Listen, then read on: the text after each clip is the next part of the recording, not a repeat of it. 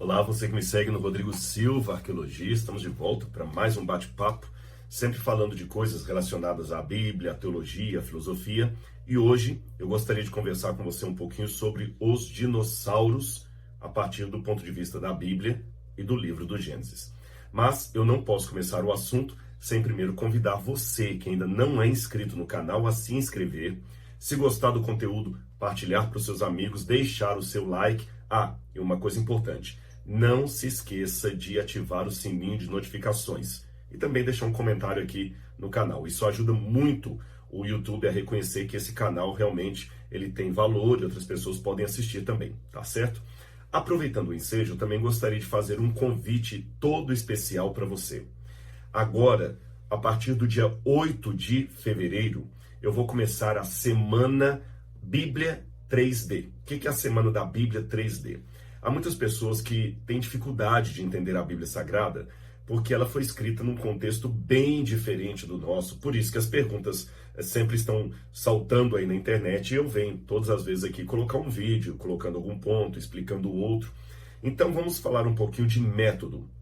Como é que você pode estudar a Bíblia e torná-la mais prática, mais aplicável aos dias de hoje e entender bem a sua mensagem? Por isso que nós chamamos essa semana de Semana Bíblia em 3D, porque eu vou falar das três dimensões da Bíblia. A dimensão histórica, a dimensão arqueológica e a dimensão espiritual. Essas três dimensões darão o contexto e, ao mesmo tempo, a adequação da mensagem bíblica ao nosso tempo, sem perda de identidade do sagrado, da teologia que está por detrás do texto. E como é que você faz para participar? É simples. Eu vou deixar aqui na descrição um link onde você pode entrar, fazer a sua inscrição. A semana é completamente grátis. É um presente que eu estou procurando dar para você. Não somente eu, mas também o NASP, que me ajuda aqui, e uma equipe que está me ajudando a organizar essa Semana da Bíblia 3D. Porque muitas pessoas querem conversar comigo, bater um papo, tirar algumas dúvidas, e eu quero ver a maneira de otimizar a forma do conhecimento chegar até você da maneira mais didática e fácil possível, tá bom? Então anote na sua agenda essa data aí, dia 8 de fevereiro, Semana a Bíblia em 3D, e faça sua inscrição no link que está aqui na descrição do vídeo, tá bom? Bom, vamos então agora falar um pouquinho sobre os dinossauros e a Bíblia. Esse tema ainda ficou mais forte essa semana, porque nos primeiros capítulos da novela da Record, na novela Gênesis, mostrou já os dinossauros sendo destruídos pela queda de Lúcifer no céu, que caía como um meteoro. Eu já expliquei a exaustão no vídeo anterior, que essa é a chamada teoria da brecha, e há aqueles que concordam com ela e aqueles que discordam da teoria da brecha. Eu já apresentei minha opinião ali também naquele vídeo. Se você não assistiu, você pode dar uma olhadinha lá. Mas mesmo assim, muita gente falou: Rodrigo, tá bom, nós entendemos a sua posição, mas e os dinossauros? Onde é que eles encaixam aí nesse esquema da criação, no Gênesis, na Bíblia? O que a Bíblia fala sobre isso? Eles existiram mesmo, não existiram? Como é que foi tudo isso? Então eu vou começar contando uma historinha para você. A partir do final do século XVIII, meados do século XVIII, para ser mais preciso, um grupo de cientistas começaram a investigar alguns ossos que já eram encontrados por séculos, mas as pessoas não davam muito valor a eles.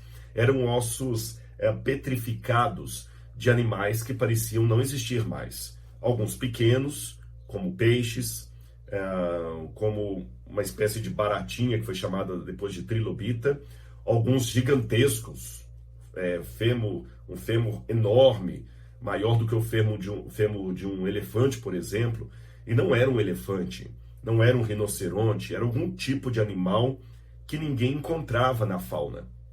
E a partir do século XVIII, então, quando surge a geologia moderna, esses fósseis começam a ganhar a atenção dos geólogos, dos biólogos e daqueles que já estavam tentando entender a chamada história física da Terra. Aí você tem nomes que se destacam aí, como James Hutton, que propôs a ideia de que o presente é a chave do passado. Você tem Lyell, com as classificações dos tipos de plantas, os tipos de animais, a taxonomia, que até hoje é usada aí por biólogos no mundo inteiro. E você tem também Georges Cuvier, que é o pioneiro da geologia moderna e começa a surgir na ciência um estudo chamado paleontologia, para estudar esses fósseis, esses ossos de pedra que eram encontrados em rochas, em montanhas. O que seriam eles? Na Idade Média, quando esses ossos eram achados acidentalmente, muitos pensavam que eram ossos de dragões, aqueles dragões das mitologias medievais, ou mesmo também dos contos chineses, que colocam aquelas serpentes com asas, às vezes,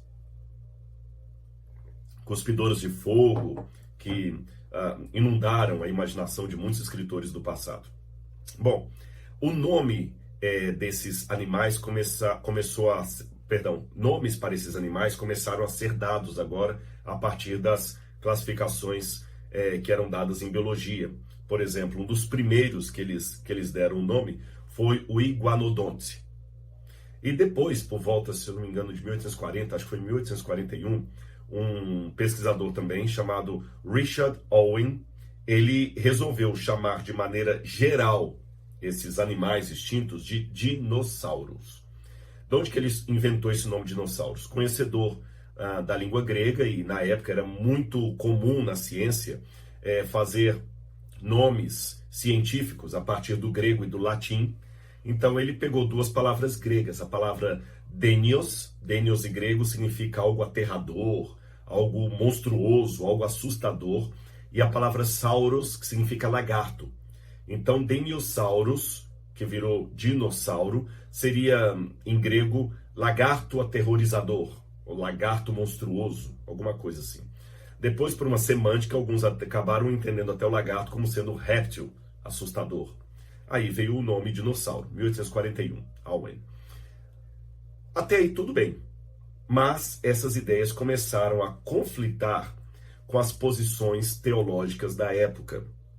Quando eu digo posições teológicas, não entenda necessariamente posições bíblicas, tá certo? Muito da teologia, principalmente europeia, ela às vezes não era necessariamente bíblica no sentido de procurar embasar doutrinas na Bíblia. Ela era por demais filosófica. Durante toda a teologia medieval, muitos pais da igreja, antes do período medieval, durante a patrística, os pais da igreja, e depois os escolásticos na Idade Média, trabalhavam muito uma teologia baseada no ratio studiorum, que é aquela questão da razão, como você vai encontrar muito isso em Santo Tomás de Aquino, por exemplo, e outros mais,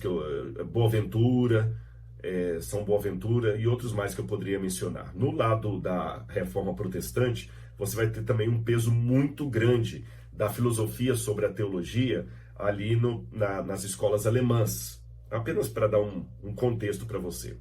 E nesse aspecto aqui, muitos iam mais na filosofia e na lógica do que na Bíblia. E a Bíblia acabava sendo apenas um apêndice para certas ideias. E foi assim que surgiu de maneira bem forte nas escolas, mesmo aquelas conservadoras, principalmente aquelas conservadoras, a ideia de que Deus, quando criou os seres e os colocou na terra, Deus jamais permitiria que aqueles seres, especialmente os que tinham vida que ele deu, pudessem entrar em extinção. Ou seja, todos os tipos de animais que Deus criou no Éden deveriam estar de maneira invariável até hoje.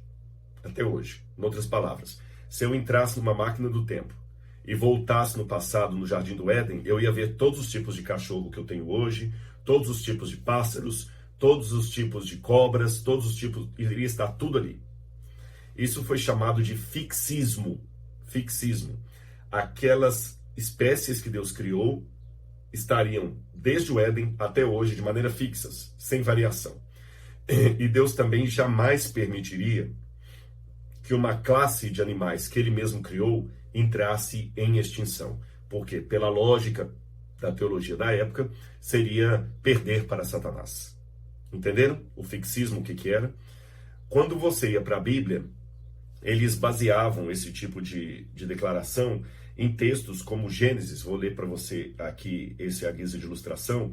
Gênesis capítulo 1, versículo 21, que diz assim: Assim criou Deus as grandes criaturas marinhas e todos os seres vivos que se movem, os que povoam as águas, segundo as suas espécies. Essa é uma expressão que Moisés vai usar muito no Gênesis e também no Levítico.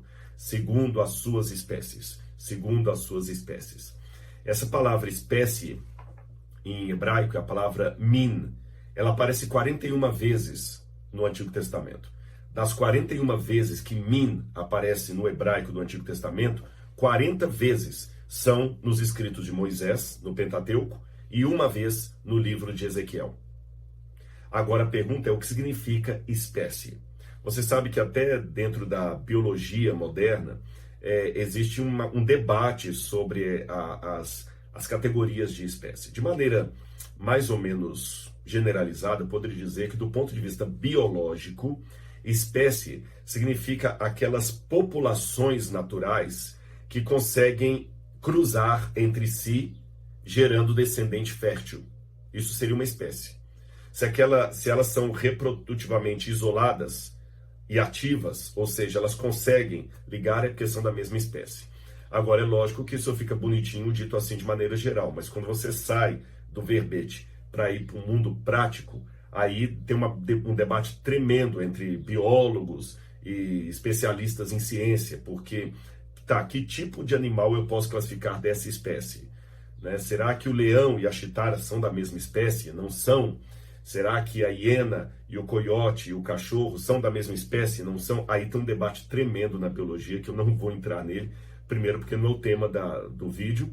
E segundo, porque me falta expertise. Aliás, uma coisa que eu deveria ter dito lá atrás, e acabei esquecendo, vou falar agora, eu não sou paleontólogo, nem biólogo. Então é bom deixar isso bem claro, que o que eu estou apresentando aqui para vocês, eu estou apresentando mais com dados em pesquisas de especialistas, mas não estou falando como um expert na área, tá bom? Não confunda arqueologia com paleontologia. A arqueologia que eu trabalho, ela trata mais de civilizações, escritas antigas, usos e costumes do passado, e a paleontologia que lida com fósseis, tá certo? Com dinossauros, com a vida antes da chamada pré-história, né, para alguns, ou para outros, a vida na época em que esses seres, os dinossauros, habitavam na Terra, etc. Traduzindo em miúdos, a minha especialidade é Indiana Jones, e a paleontologia lida com Jurassic Park. Então, se você pegar os dois filmes, Jurassic Park e Indiana Jones, você entende a diferença entre o trabalho do Rodrigo e o trabalho dos paleontólogos. Mas como muita gente, por causa da novela, perguntou: Rodrigo, e os dinossauros? O que a gente pode dizer a partir da Bíblia? Então eu vou responder para vocês aqui, tá bom? Bom, já coloquei a ideia de espécies na biologia, que não é uma ideia de aplicação uniforme, em conteste. E na Bíblia eu falei que essa palavra espécie, ela é usada na maioria absoluta das vezes por Moisés. A palavra hebraica, que é traduzida por espécie, é a palavra min, significa, tem também um debate teológico, ou melhor, um debate etimológico sobre qual o sentido da palavra, de onde ela deriva em hebraico. Mas de maneira geral, eu poderia dizer para vocês, pelo menos a ideia que eu adoto, que espécie aqui usada na Bíblia é mais ou menos semelhante ao que está aqui na biologia. Seria um grupo de animais que são reproduzíveis entre si, gerando descendente fértil. Esse seria espécie, tá certo? Aquele grupo, aquele tipo de animal ali, ponto. É esse que é a questão.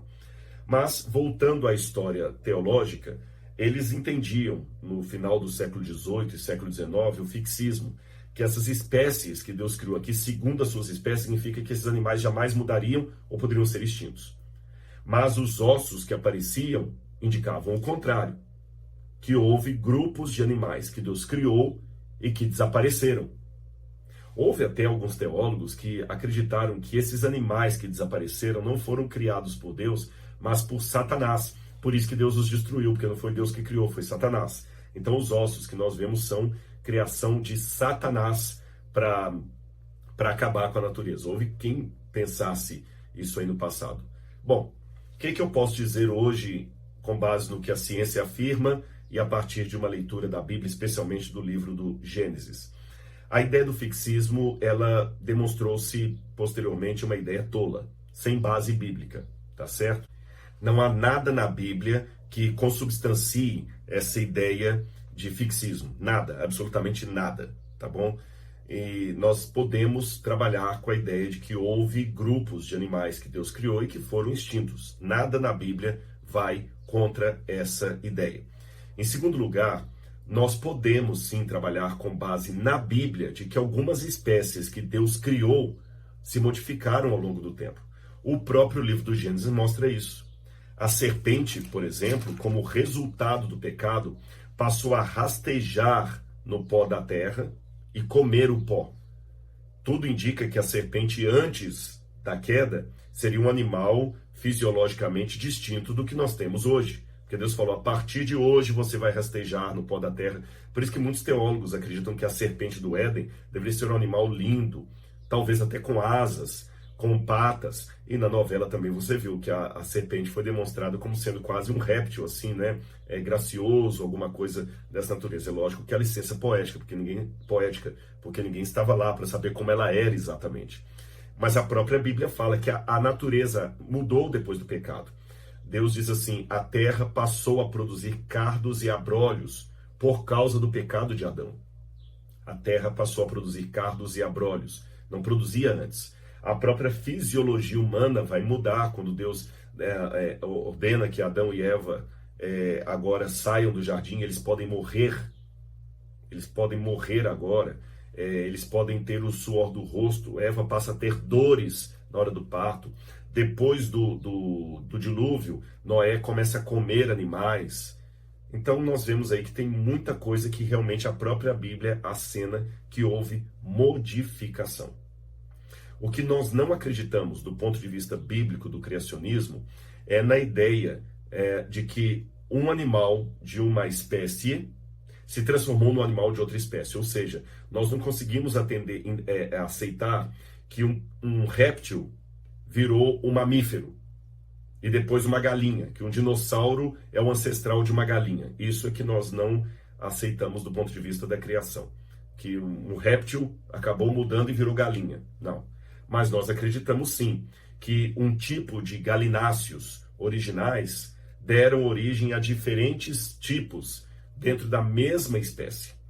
Eu não acredito então que se eu voltasse numa máquina do tempo do Jardim do Éden, eu iria encontrar ali, falando de cachorro, que é o que eu mais gosto, eu ia encontrar um Golden Retriever, um Cocker Spaniel, eu ia encontrar um Pitbull. Não, eu ia encontrar algum tipo de animal que seria a matriz que por modificações ao longo dos séculos, das eras, deu origem às variações. E você sabe que os que são especialistas em estudar o código genético, o DNA, já afirmam que dentro do DNA existe ali a possibilidade das diferenças, das cores diferentes.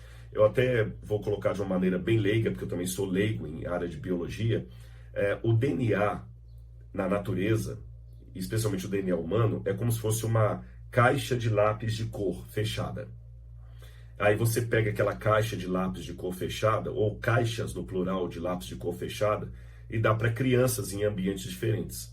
Aquelas crianças vão abrir a caixa de lápis de cor e vão pegar cores diferentes e fazer desenhos diferentes.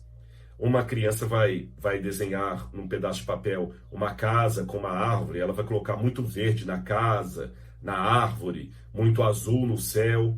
Uma outra criança não vai desenhar nada com a cor azul, vai colocar coisas vermelhas. Outra vai desenhar apenas um sol e colocar de amarelo. A outra vai colocar um arco-íris com várias cores.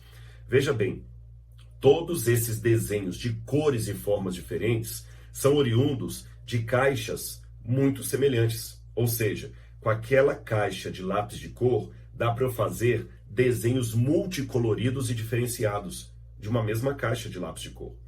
Então, Deus já colocou no DNA a mesma potência que eu coloquei aqui na minha parábola na caixa de lápis de cor. E as variações que foram surgindo, trazendo no futuro um ser humano caucasiano, outro ser humano negro, outro ser humano de tom mais amarelo, que são os indígenas, outro de tom mais avermelhado, como são os índios, um ser humano mais alto, outro ser humano mais baixo, um com cabelo encaracolado, outro com cabelo liso. Essas mudanças estão perfeitamente compatíveis com as possibilidades que nós vemos no DNA na caixa. A única diferença é que, dependendo do ambiente onde esse ser humano estava, ou esse descendente estava, alguns lápis de cor se tornaram mais evidentes do que outros, tá certo?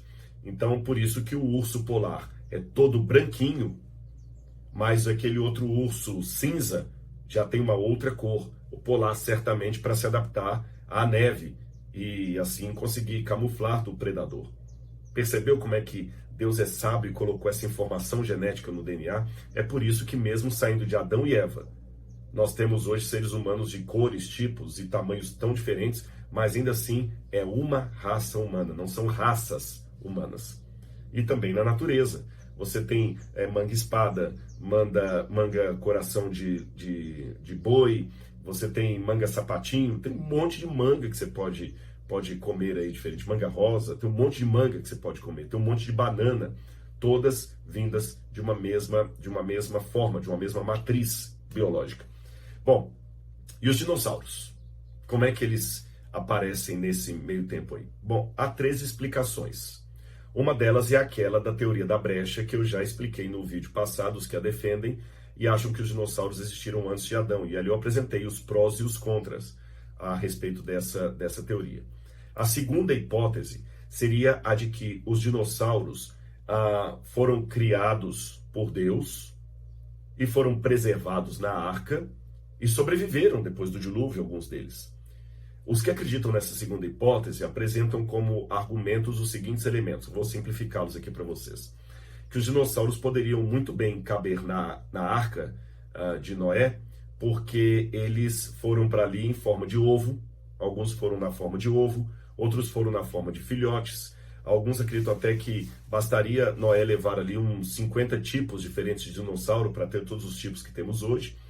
E o testemunho de que esses dinossauros sobreviveram ao dilúvio seriam os relatos que nós temos posteriores acerca de dragões na China, na Europa, até um livro na Inglaterra só sobre as visões de dragão. Alguns pensam até que o monstro do lago Ness seria um tipo desses monstros pré-diluvianos e que eles seriam os dinossauros.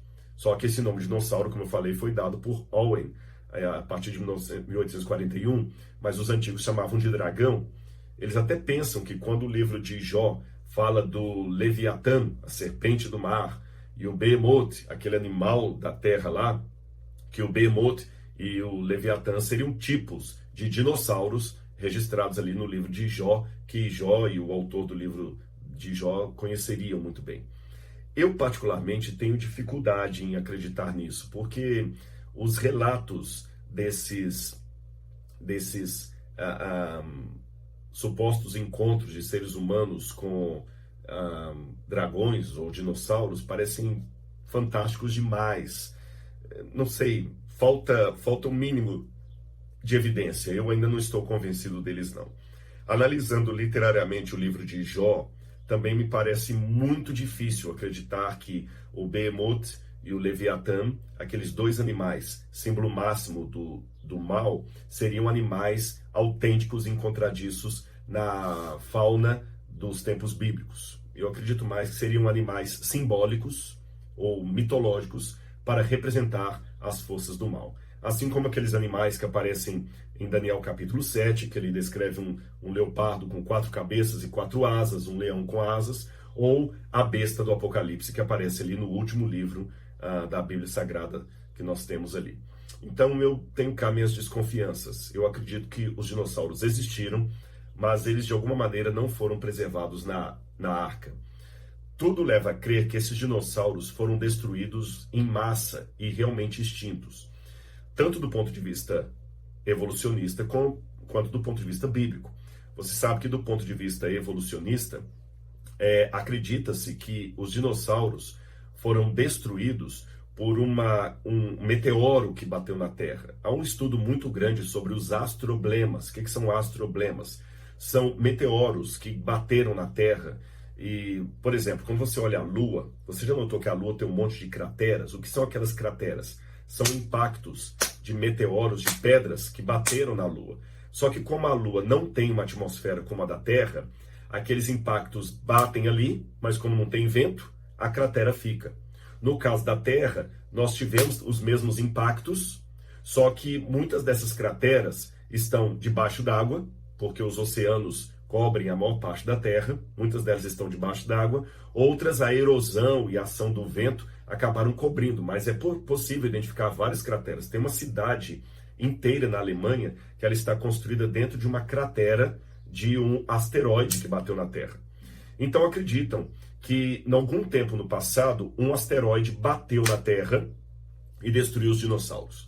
Essa ideia ganhou muita força na década de 1980, 1990, quando estudaram ali no México uma área que foi quebrada, literalmente quebrada, por um impacto de um asteroide que teria provavelmente uns 10 quilômetros de diâmetro, e ao bater na Terra provocou um impacto equivalente a várias toneladas de megatons, como se fossem várias bombas nucleares.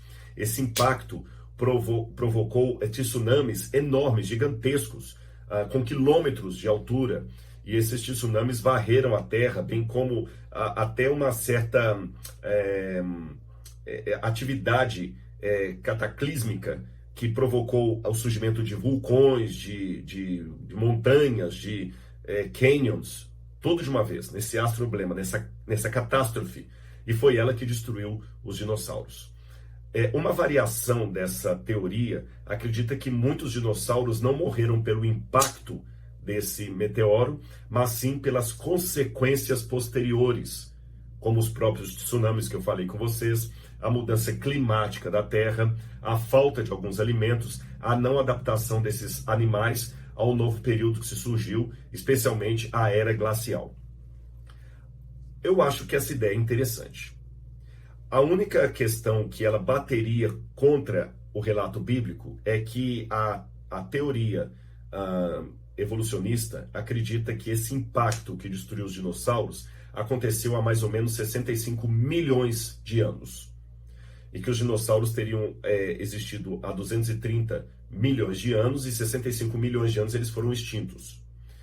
A teoria bíblica, a hipótese bíblica, a doutrina bíblica já trabalha com outra descrição, que os dinossauros teriam sido extintos, se foram extintos, há milhares de anos.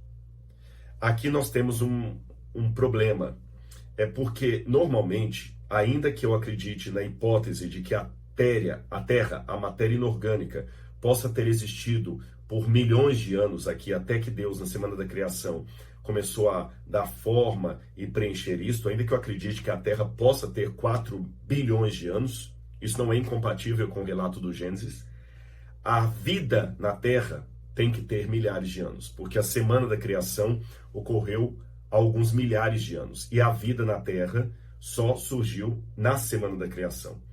Então, é difícil colocar os dinossauros há milhões de anos. Uma maneira simples de tentar responder isso, ainda que hipotética, é trabalhar com as diferenças entre um evento ordinário e extraordinário. O que é um evento ordinário? Evento ordinário é um evento geológico que acontece muito devagar e imperceptível ao testemunho humano. Por exemplo, a minha casa aqui, ela está deteriorando, como qualquer construção, qualquer edificação. Ela está depreciando-se. E às vezes uma fissura na parede vai aumentando, uma infiltração. Se essa casa não receber nenhum tipo de restauro ou cuidado arquitetônico ou de engenharia, talvez daqui a uns 400 anos essa casa vai cair sozinha. Sozinha ela cai, colapsa, daqui a 400 anos. E quando ela cair, pela deteriorização dela periódica e lenta, alguns podem falar, essa casa aqui caiu de velha, ela deve ter uns 400 anos, por isso que ela caiu. Agora, esse é um evento ordinário. Mas um evento extraordinário seria um terremoto. Se ocorresse um terremoto no Brasil, um impacto grande aqui na escala Richter, essa casa, mesmo sendo novinha, ia cair em 3 segundos. Ou seja, o que um evento extraordinário demoraria 400 anos para fazer nessa casa, o que um evento ordinário demoraria 400 anos para fazer nesta casa, ou seja, fazê-la cair sozinha, um evento extraordinário, um terremoto, daria o mesmo resultado em poucos segundos. Então, considerando que o dilúvio foi um evento extraordinário, ele pode ter causado geologicamente na Terra uma situação que num evento ordinário demoraria milhões de anos. Só isso. Então, um cânion, que num evento ordinário de erosão demoraria milhões de anos para se formar, com o dilúvio, ele pode ter se formado em dias, especialmente se eu fizer uma junção dos astroblemas, da queda de meteoros, com o dilúvio, entendendo que o dilúvio não foi apenas uma inundação sobre a Terra, foi a ira de Deus caindo na Terra. Então, por que não supor que muitos desses meteoros caíram na Terra, provocando tsunamis, impactos tremendos, causando uma destruição na Terra muito maior do que leitores da Bíblia podem imaginar apenas a partir da descrição de uma inundação de aves, de água subindo. Lembra que a Bíblia fala que romperam as comportas d'água do céu e as que estavam no subsolo. Então a terra foi transtornada. E é provável então que os dinossauros foram exterminados nisso aí. Tanto é que muitos fósseis de dinossauros são encontrados realmente como sendo fruto de algum animal que foi soterrado instantaneamente. Agora alguém pode falar, tá bom, Rodrigo, mas se foi assim, por que então que Deus não os preservaria na arca como preservou outros animais? Essa é uma questão difícil realmente de bater um martelo, porque nós não temos um claro assim do Senhor, nós temos o silêncio da Bíblia. Eu vou levantar uma hipótese aqui, tá bem? Não é uma certeza absoluta para longe de qualquer questionamento. Alguns acreditam que os dinossauros podem não ter sido preservados no dilúvio por uma questão de praticidade, porque como eram paquidermes e consumiam grandes toneladas de alimento, se eles sobrevivessem ao dilúvio, quando Noé saiu da arca, esses animais poderiam, principalmente se tornando carnívoros, acabar devorando Noé e sua família, porque não teria comida para eles. É o que alguns pensam. Então eles acabaram sendo tirados por Deus e não preservados na arca. E quando Deus fala que levou todos os animais ali, é apenas uma hipérbole. Alguns animais Deus resolveu não preservar. Essa é uma hipótese, porque esses animais seriam nocivos ao ser humano depois, no pós-dilúvio. Se eles consumissem toneladas de grama, não ia sobrar nada de pastagem. Se eles já fossem carnívoros, eles seriam uma ameaça para Noé e sua família. É uma hipótese. Ela não está isenta de críticas e observações, mas é algo que pode ter o seu sentido. Uma outra hipótese, ela é interessante porque ela foi apresentada até por um professor, um dos maiores filósofos cristãos da atualidade, e que é respeitadíssimo, que é Alvin Plantinga.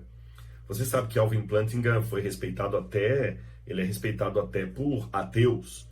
E Alvin Plantinga escreveu um livro onde o conflito realmente permanece: ciência, religião e naturalismo.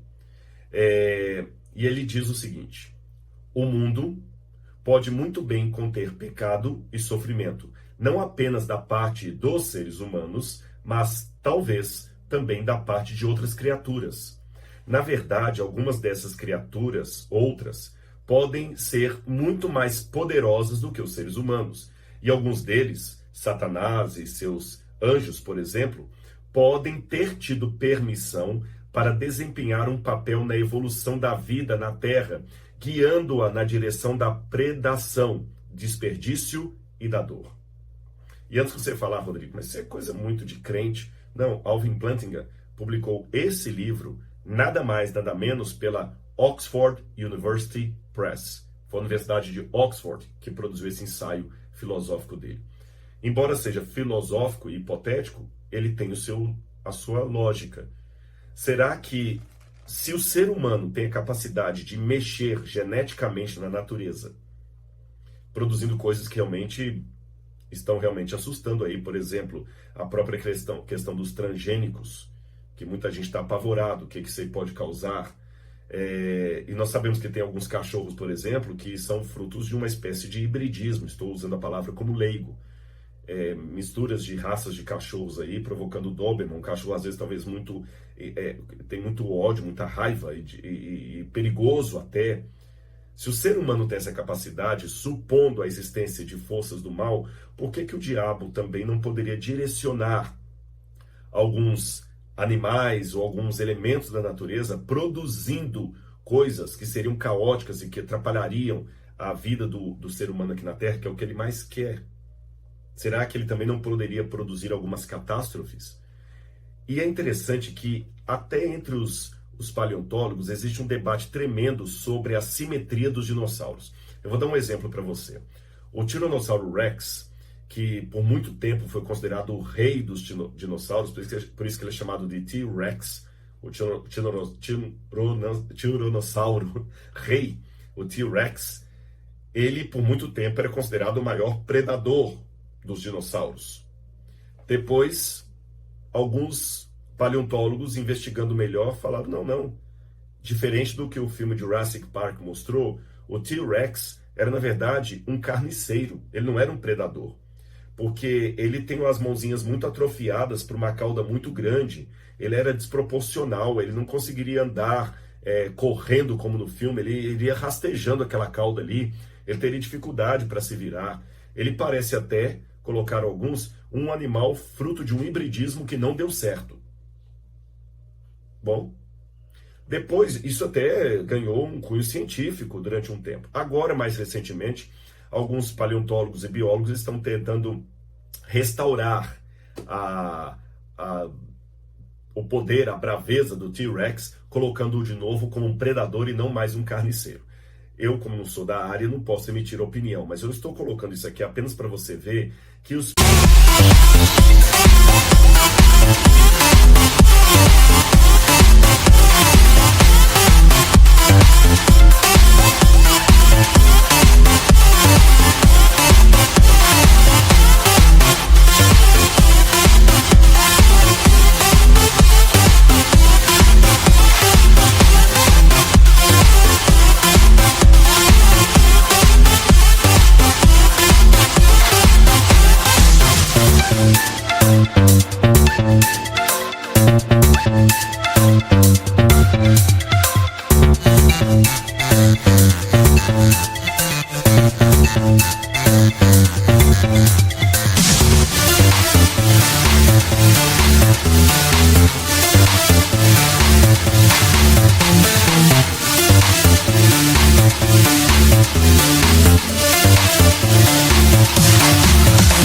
próprios biólogos, às vezes eles olham para alguns fósseis assim e aquele bicho parece muito esquisito.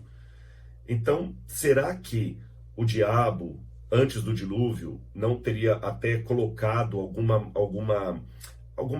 algumas questões ali de misturas na natureza, provocando algumas espécies que não seriam parte da criação de Deus ou do desejo natural de Deus, e Deus, portanto, não preservaria essas espécies na arca? Nada do que eu falei aqui pode ser provado com um assim diz o Senhor. São hipóteses que nós estamos construindo.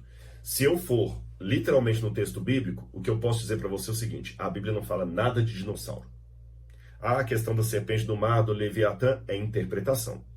A Bíblia também não fala nada que eles não foram preservados na arca, nem que foram preservados na arca. A Bíblia trabalha com um silêncio. Então, trabalhando com o silêncio bíblico, eu olho para a natureza e o que eu percebo? Que houve uma extinção em massa, que os paleontólogos evolucionistas falam que foi há 65 milhões de anos, e eu posso trabalhar com a hipótese que essa extinção em massa foi o próprio dilúvio descrito na Bíblia. A partir disso, então, esses dinossauros provavelmente foram mortos, extintos no dilúvio. Uma certeza absoluta só no céu. Mas essas hipóteses aqui, pelo menos, deixam você pensando em algumas possibilidades do que pode ter acontecido a esses paquidermes do passado. Tá certo? Espero ter ajudado você na compreensão desse assunto e nós voltaremos depois com outro vídeo. E não esqueça do que eu falei no início. Dia 8 de fevereiro, anote aí na sua agenda uma data especial, a Semana Bíblia em 3D. Eu espero você. Um abraço e até lá.